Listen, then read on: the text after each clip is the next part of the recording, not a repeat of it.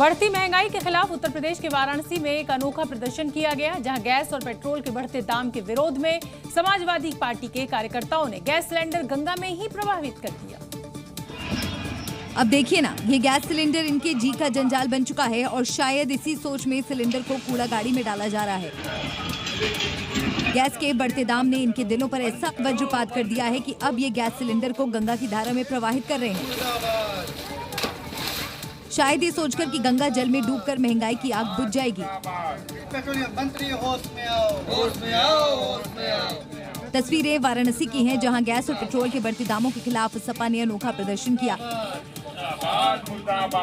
दरअसल केंद्र सरकार ने सोमवार को घरेलू गैस सिलेंडर के दाम पर 50 रुपए की बढ़ोतरी कर दी है, जिसके बाद दिल्ली में अब घरेलू सिलेंडर के दाम 853 रुपए हैं, जबकि मुंबई में 852 रुपए का सिलेंडर मिलेगा। कोलकाता में एक सिलेंडर की कीमत 879 रुपए है, जबकि चेन्नई में एक सिलेंडर की कीमत 868 रुपए से ज्यादा है। पेट्रोल डीजल के दाम में भी इजाफा हुआ है।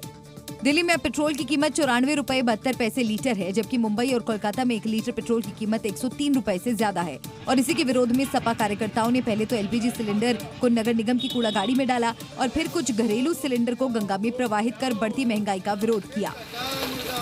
उत्तर प्रदेश पुलिस अपराधियों का ऐसे एनकाउंटर करती है कि कई बार तो लोग ही सवाल खड़े करने लगते हैं, लेकिन एनकाउंटर पर सवाल उठाने वालों को कुशीनगर से आई तस्वीरें जरूर देखनी चाहिए, जिसके बाद जेहन से ये फर्जी मुठभेड़ के सवाल सिरे से गायब हो जाएंगे। पुलिस और बदमाशों के बीच मुठभेड़ का ये सीन फिल्मी कतई नहीं है, ना ही ये कोई रिक्रिएशन है। ये ओरिजिनल एनकाउंटर है, 100% ओरिजिनल।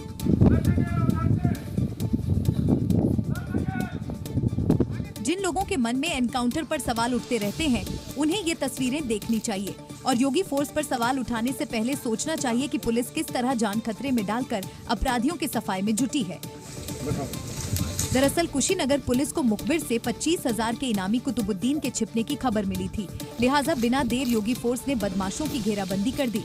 इस दौरान सामने से गोलियां चलने लगीं, तो जवाब में पुलिस की बंदूकें भी गरज उठीं। दोनों तरफ से हुई फायरिंग के बाद पुलिस ने अपराधी कुतुबुद्दीन और उसके साथी जावेद को गिरफ्तार कर लिया। हालांकि मुठभेड़ में उसे गोली लगी है। पकड़ा गया बदमाश बिहार में होमगार्ड को गोली मारने का आरोपी है।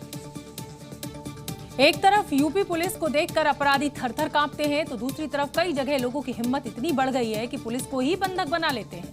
उत्तर प्रदेश के ही मुरादाबाद से कुछ ऐसा ही मामला सामने आया है। जरा सोचिए कितनी हिम्मत कहां से आई होगी कि यूपी जैसे स्टेट में कोई पुलिस को बंधक बनाने का ख्याल पाले, लेकिन मुरादाबाद में तो इसे सचमुच अंजाम दे डाला गया है। पुलिस जब जांच के लिए पहुंची थी, तभी आरोपियों ने बाहर से खबर दी तो हड़कंप मच गया। फौरन भारी फोर्स के साथ कई थानों की पुलिस उस लोकेशन पर थी जहां पुलिस के जवानों को कथित तौर पर बंधक बनाया गया था। ये तस्वीरें उसी की बानगी है। हैरत की बात यह है कि सिपाहियों को बंधक बनाने की घटना को एक पति पत्नी ने अंजाम दिया। जांच के क्रम में कुछ फैक्ट्स फाइंडिंग के लिए वो लोग गए थे। जो आरोपी था उसके घर गए तो आरोपी वहां नहीं मिला, वो किसी दूसरे राजेश शर्मा के घर में बैठा हुआ था। जब ये लोग वहां पहुंचे तो उन लोगों ने इनके साथ बदसलूकी की और उसके बाद अंदर से किवाड़ बंद कर दिया था। सूचना मिली, हम लोग तत्काल एसएचओ मौके पर गए। फिलहाल सभी बंधक सिपाहियों को फौरन छुड़ा लिया गया था, जबकि आरोपियों की गिरफ्तारी भी मौके से हो गई और अब हालात सामान्य है। लेकिन सवाल वही, पुलिस को कैद करने की हिम्मत कहां से आई? उत्तर प्रदेश के शाहजहांपुर में बढ़ते अपराध को रोकने के लिए पुलिस ने एक नई पहल की है और मुख्यमंत्री योगी आदित्यनाथ के निर्देश पर क्रिमिनल ट्रैकिंग सेल का गठन किया गया है, जिसके तहत 22 विशेष टीमें भी बनाई गई हैं।